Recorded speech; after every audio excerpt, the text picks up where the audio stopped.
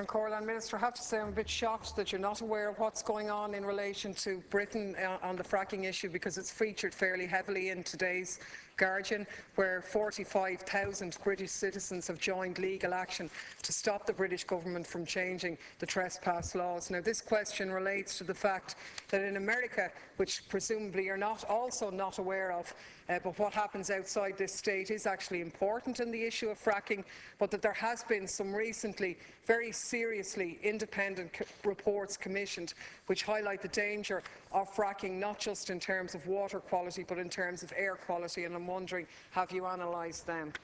Minister. Thank her for her question, and to make it very clear to her that I haven't read the Guardian today. No, I haven't, unlike yourself. I didn't have the time to do it, but I certainly will. You haven't brought to my attention. But I want to reassure you that everything that happens in relation to fracking that is brought, that I can find, I do read and I am aware of.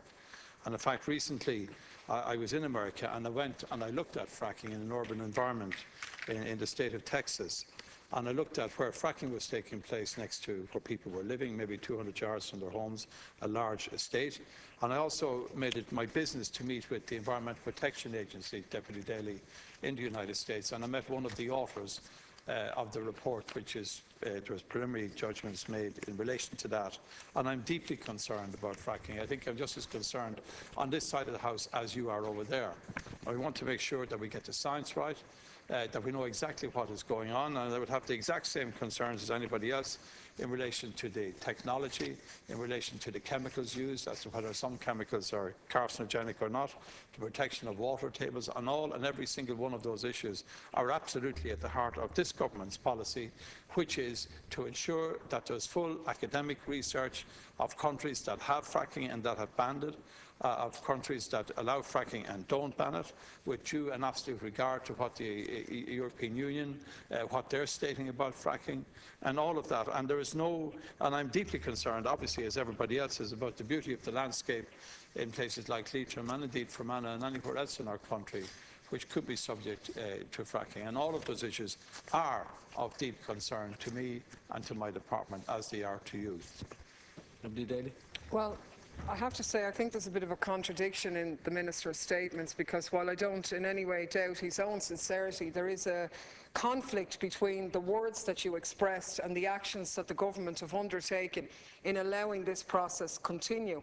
Now, the reality is that the report commissioned in Texas, the Big Oil and Bad Air report, which, let's remember, was commissioned by a Pulitzer Prize-winning team and highlighted some very, very serious evidence, not just in terms of damage to water quality, but also air quality, where they found in Texas that the wells and compressor stations and all of the infrastructure are emitting industrial-size air pollutants into the air, volatile organic compounds like benzene, which obviously, as you know, can cause cancer, hydrogen sulfide and other very dangerous emissions which are having a severe impact on the population of Texas. And I think it's worthy to look at countries like France, who have outlawed this practice, and I think that's where we should be taking our lead from. We don't need to waste time on research when the information is already there to tell us there's huge environmental consequences should we go further down this road.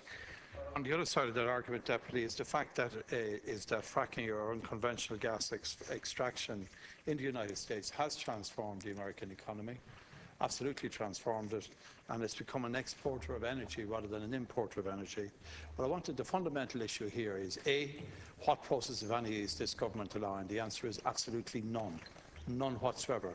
Any decision that was made in the February before we came into office by the previous administration that allowed three companies granted onshore licensing options to them.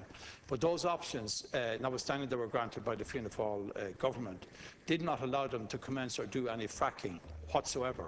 And no fracking is allowed in this country right now. And I repeat and say again that until this scientific survey is finished and finalised, it's done by our EPA. Until that is to hand, there will be absolutely no way will we consider any new application, nor can or will any fracking commence whatsoever. And I reject any implication, maybe you didn't intend it, but we are not in favour of any activity in our country here that will breach any significant environmental protections which we need, any EU law or legislation on which there is on the fracking issue there is an advice note from the European Union on that. So to reassure everybody that until this report is to hand, there will be no step forward in any respect. And that report, when it is to hand, will be fully and properly debated in this House.